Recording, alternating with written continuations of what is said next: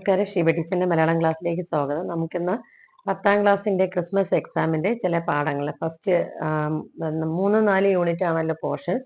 അത് മാത്രമല്ല 5ാമത്തെ യൂണിറ്റിലെ ഒരു ഫസ്റ്റ് ചാപ്റ്റർ കൂടെ ഉണ്ട്.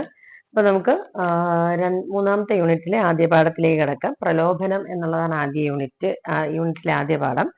പ്രലോഭനം നളചരിത ആട്ടക്കരി കഥയാണ്. ഉണ്ണായി വാര്യരുടെ നളചരിത ആട്ടക്കഥയിലെ ഒരു ഭാഗമാണ് നമുക്ക് പ്രലോഭനം എന്ന പേരിൽ നൽകിയിരിക്കുന്നത്. അപ്പൊ ഇതിനകത്ത് വളരെ ശ്രദ്ധിക്കേണ്ടത് കലിയുടെയും രണ്ടുപേരാണല്ലോ കഥാപാത്രങ്ങൾ. കലിയും പുഷ്കരനും തമ്മിലുള്ള സംഭാഷണത്തിലൂടെയാണ് ഇതിലെ കഥാഭാഗം മുന്നിലേക്ക് പോകുന്നത്. ഇവിടെ വൈരി വൈരസേനിക്കിഹ ഞാൻ കലി, അതായത് വൈരസേനി എന്ന് പറഞ്ഞാൽ നളൻ, വീരസേനന്റെ പുത്രൻ.